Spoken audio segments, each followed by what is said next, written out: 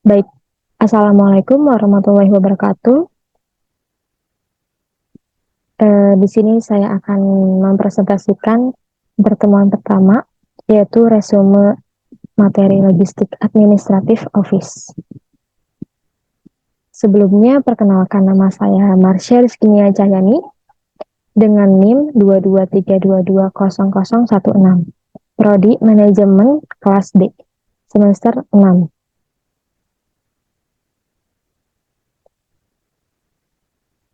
Langsung saja ke materinya, yaitu logistik dan supply chain management. Logistik berasal dari bahasa Yunani, logistikos, yaitu artinya terdidik atau pandai. Logistik adalah bagian dari supply chain management yang menangani arus barang, arus informasi, dan arus uang melalui proses procurement, warehousing, transportation, distribution, dan delivery service sesuai dengan jenis kualitas, jumlah, waktu, dan tempat yang dihendaki konsumen secara aman, efektif, dan efisien, mulai dari point of origin sampai dengan point of destination. Itu dari cetak biru Sosis Loknas. Logistik supply chain management melibatkan berbagai aspek seperti pengadaan, produksi, penyimpanan, distribusi, dan pengelolaan barang dan informasi tujuan. Tujuannya adalah untuk memastikan ketersediaan produk yang tepat dalam jumlah yang tepat pada waktu yang tepat dengan biaya yang minimal.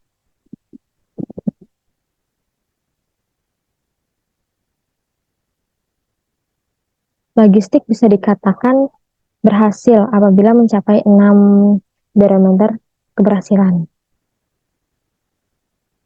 Bank Dunia dalam 2 tahun sekali memberikan Logistik Performance Index LPI atau indikator kinerja logistik negara-negara di seluruh dunia dengan menggunakan 6 dimensi utama sebagai tolak ukur kinerja negara sebagai penilaian standar internasional. Yang pertama ini ada custom, yaitu harus bagus. Terus kemudian infrastrukturnya harus berkualitas. Easy of origin shipment-nya itu kemudahan mengatur pengiriman dengan harga yang bersaing. Kemudian ada quality of logistic service, ini bisa berkompeten dan berkualitas. Kemudian tracking and tracing, yaitu pelacakan yang baik yang menunjukkan kemampuan untuk melacak dan mengetahui jejak kiriman. Kemudian ada timelines, ini ketepatan pengiriman sampai ke penerima barang yang sudah dijadwalkan. Kemudian ada logistik manajemen. Yang pertama ada raw materials, yaitu bahan baku untuk memproduksi barang jadi, sementara direct material adalah bahan baku utama untuk proses produksi.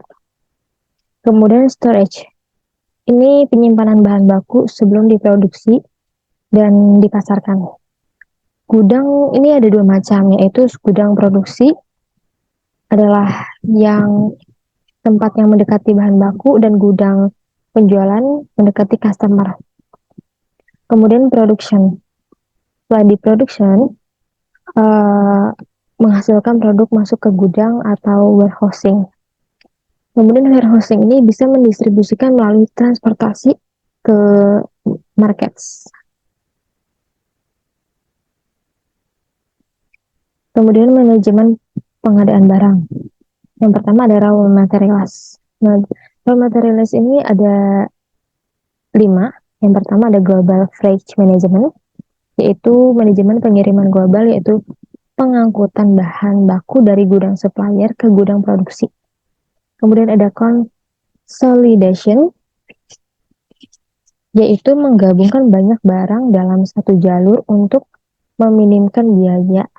Kemudian ada warehousing dan storage, ini adalah pergudangan dan penyimpanan. Lalu ada inventory management, ini adalah manajemen persediaan yang dimana bahan baku harus terpenuhi.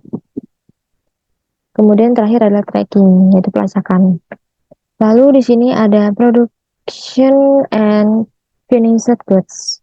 Ini ada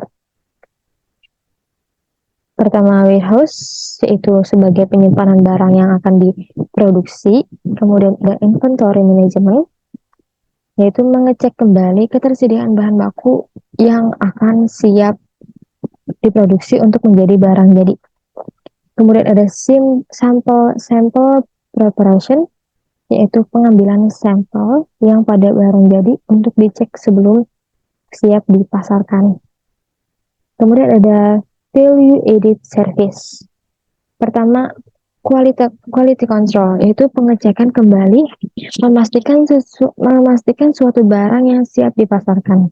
Kemudian ada labeling dan co-packing untuk pembelian identitas pada kemasan.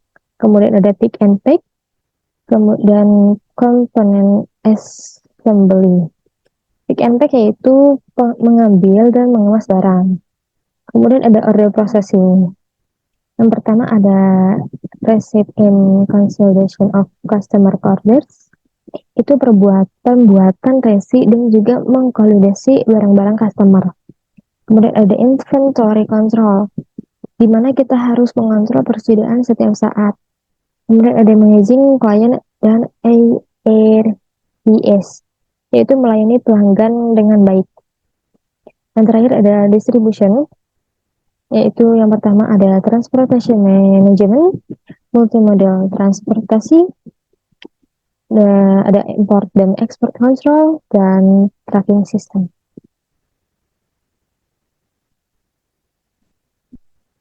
Kemudian kita masuk ke definisi of warehousing. Definisinya itu adalah bagian dari sistem logistik perusahaan yang menyimpan produk, bahan mentah, suku cadang, barang dalam proses barang jadi dan antara titik asal dan titik konsumsi, dan memberikan informasi kepada manajemen tentang status, kondisi, dan disposisi barang yang disimpan. Gudang adalah bagian integral dari setiap sistem logistik.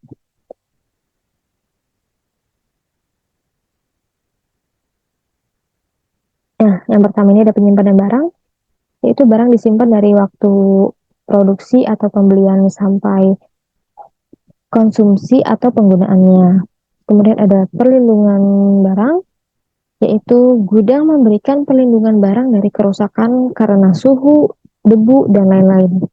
Kemudian ada penanggungan resiko ini, yaitu gudang dibangun sedemikian rupa untuk meminimalkan resiko kebakaran, pencurian, kerusakan, dan lain-lain.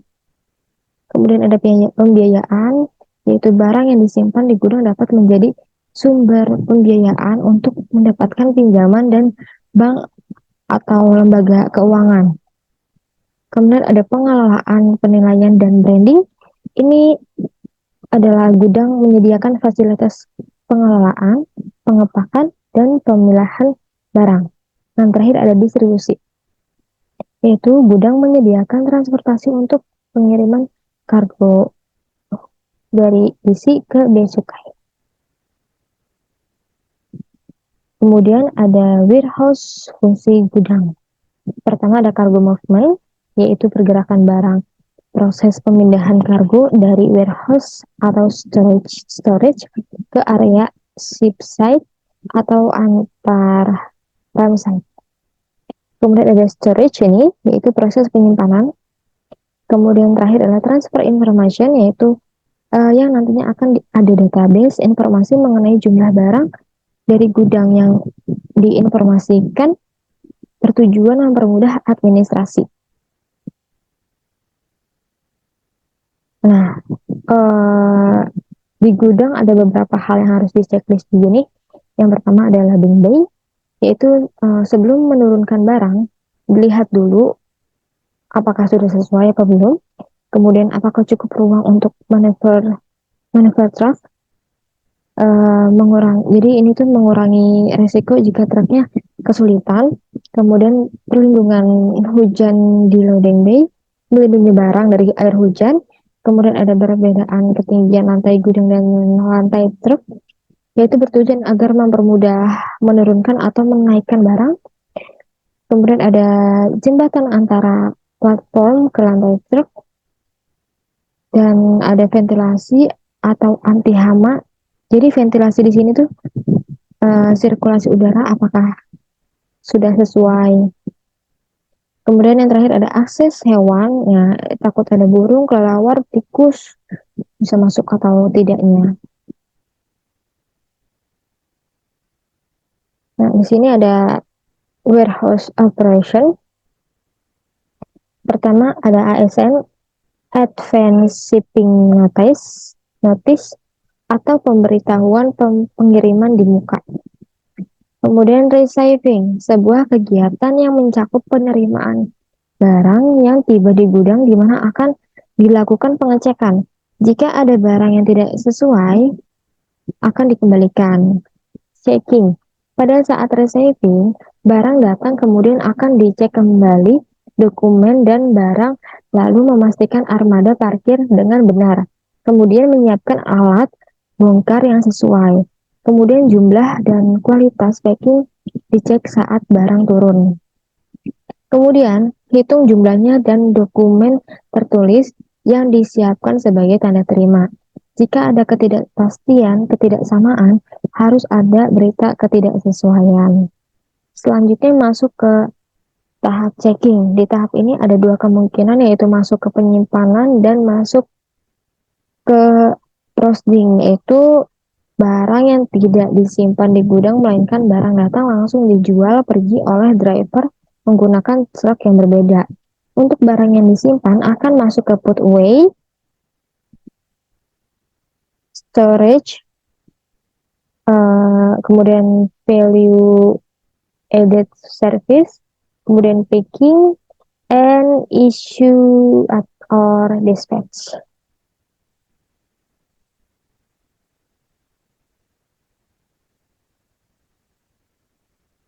Lanjut masuk ke pembahasan lean warehouse. Lean adalah konsep bisnis yang memiliki prinsip untuk penghematan penggunaan sumber daya aktivitas perusahaan. Lean warehousing yaitu menghilangkan proses non-value added dan waste dalam aktivitas di gudang. Contohnya, penyimpanan barang. Dalam penerapan lean warehousing, diperlukan optimalisasi fungsi dan aliran produk dalam gudang. Yang pertama ada remove waste. Ini yang artinya buang limbah. Kemudian ada reduce cost, yaitu kurangi biaya. Kemudian ada remove productivity and efficiency, yaitu artinya hapus produktivitas dan efisiensi. Kemudian ada adding value, yang artinya menambahkan nilai inserts performance. Kemudian increase performance, yaitu artinya tingkatkan performance. Baik, sekian dari saya, kurang lebihnya mohon maaf. Wassalamualaikum warahmatullahi wabarakatuh.